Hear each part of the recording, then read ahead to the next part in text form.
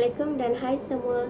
Seperti yang dapat dilihat pada tajuk yang tertera, kumpulan kami akan menerangkan berkaitan sebuah kraft tangan Melayu yang dikenali dengan nama Labu Sayong.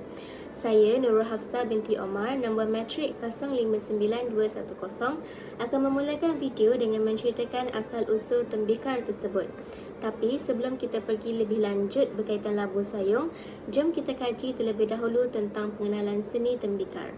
Dikatakan kraft tangan ini bermula sejak zaman batu lagi dengan adanya bukti penemuan artifak tersebut. Masyarakat purba dahulu menggunakannya untuk upacara seperti keagamaan dan juga kematian. Antara contoh tembikar yang dihasilkan adalah terenang, mambung, pasu Sarawak dan juga Labu Sayong. Perbezaan setiap tembikar ini dapat dilihat dari segi corak, reka bentuk, ragam hias dan juga cara kemasannya.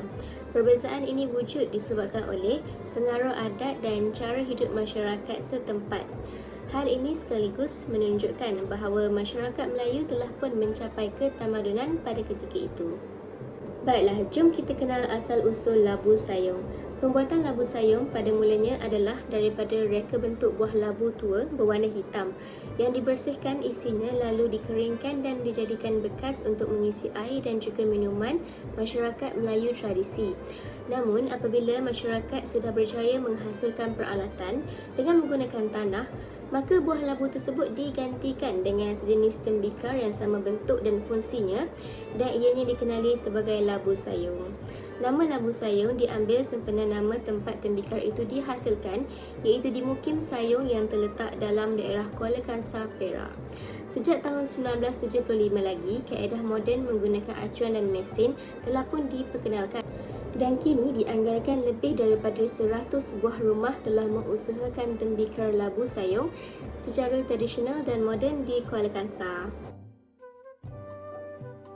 Assalamualaikum warahmatullahi wabarakatuh. Saya Nur Atifah Nazwa binti Muhammad Fiza, pemengang kad matrik 059221. Seterusnya, saya akan menerangkan jenis-jenis labu sayong. Terdapat 8 jenis labu sayong yang terkenal. Yang pertama, labu panai. Labu panai ialah bentuk labu yang berhiaskan garis-garis lurus atau menyerong pada bahagian badannya. Garis-garis lurus yang dipanggil panai ini dihasilkan dengan menggunakan teknik tampalan. Yang kedua, labu tela. Labu tela biasanya bersaiz besar dan mempunyai bahagian leher yang agak pendek sedikit. Ia disebut demikian kerana bentuknya kelihatan seperti ketela betik. Yang ketiga, labu belalai gajah. Labu belalai gajah disebut demikian kerana bentuknya kelihatan seperti belalai gajah. Ia mempunyai mulut yang agak kecil dan leher yang panjang tetapi sedikit bengkok. Yang keempat, labu pucung. Labu pucung diilham atau dibentuk daripada bentuk burung pucung.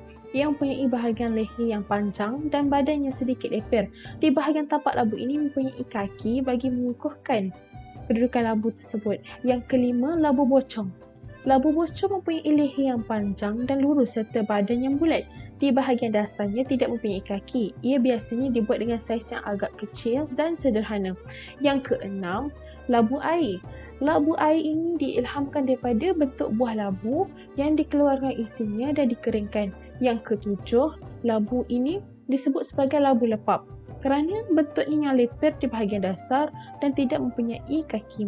Yang ke-8 atau yang terakhir sekali, labu gelugur yang dihasilkan dengan ilham yang diperolehi daripada bentuk buah gelugur yang mempunyai badan yang bulat dan berlekuk-lekuk. Mazda Azwani memegang matrik nombor 0592 dan 73 akan menceritakan mengenai alatan yang digunakan dalam penghasilan labu sayong. Baiklah, seperti kita sedia maklum, labu sayong diperbuat daripada tanah liat yang diuli sehingga terhasilnya bentuk yang diinginkan. Bahan yang paling utama dalam penghasilan labu sayong adalah tanah liat.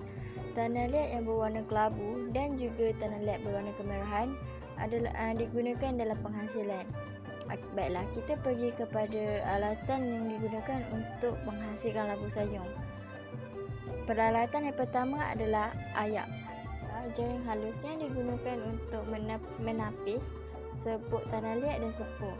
Kedua adalah dawai pemotong. Dawai pemotong adalah untuk memotong tanah liat dalam proses pengulian, dan dawai pemotong juga untuk memastikan tiada ruang udara dalam penghasilan labu sayong.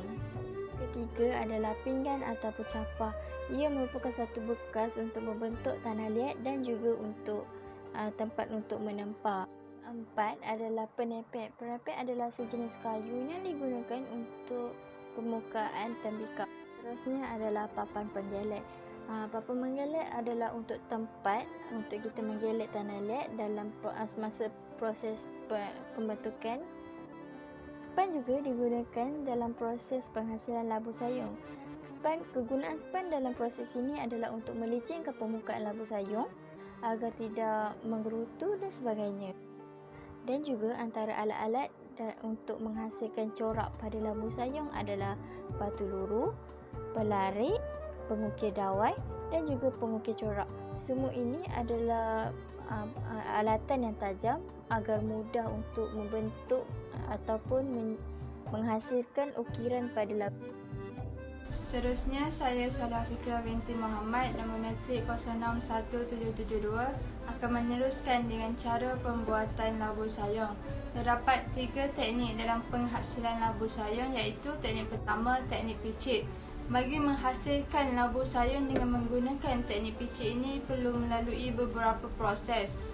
Antara prosesnya ialah, pertama, tanah liat perlu dijemur terlebih dahulu. Kemudian tanah tadi ditumbuk sehingga halus dengan menggunakan lesung kaki. Uli tanah tersebut dengan air dan perapkan semalaman. Setelah diperap semalaman, tanah tadi bolehlah dibentuk. Proses yang terakhir adalah membakar labu sayung tersebut. Teknik yang kedua iaitu teknik lingkaran. Proses untuk membuat labu sayung dengan menggunakan teknik lingkaran ini sama seperti teknik picit. Perbezaan di antara picit dan teknik lingkaran adalah teknik picit menggunakan pinggan, manakala teknik lingkaran menggunakan roda pemutar. Bagi teknik yang ketiga iaitu teknik acuan. Teknik acuan ini menggunakan acuan untuk membentuk labu sayung. Teknik ini dapat menghasilkan banyak produk labu sayung dalam satu masa. Dan akhir sekali, saya Nur Atirah Azman, pemegang nombor matrik 059279 akan menerangkan tentang kegunaan labu sayung. Terdapat beberapa kegunaan tembikar yang berasal dari Mukim Sayung Kuala Kangsar Perak ini. Pada asalnya, kegunaan utama labu sayung adalah sebagai tempat untuk menyimpan air. Air yang disimpan di dalam labu sayung akan menyejuk secara semula jadi dan segar untuk diminum. Bahkan, air tersebut juga mempunyai khasiat dan dapat dijadikan sebagai penawar kepada beberapa penyakit. Sebagai contohnya, melegakan batuk dan demam panas. Selain digunakan sebagai tempat menyimpan air, tembikar ini juga berfungsi sebagai bahan penting dalam upacara-upacara tertentu. Labu sayung juga kini telah dijadikan sebagai bahan perhiasan untuk diletakkan di dalam rumah serta turut dijadikan sebagai cenderahati kepada keluarga dan rakan-rakan. Kesimpulannya, labu sayung mempunyai kegunaannya dalam kehidupan masyarakat Melayu pada hari ini. Oleh itu, kita haruslah bersama-sama menjaga dan mengekalkan warisan kraf tangan labu sayung ini supaya tidak dilupakan oleh generasi akan datang. Ingatlah bahawa kraf tangan adalah seni warisan budaya kita. Tanpa warisan, hilanglah budaya. Itu sahaja dari kami, ahli kumpulan 9 berkenaan labu sayung. Sekian, terima kasih.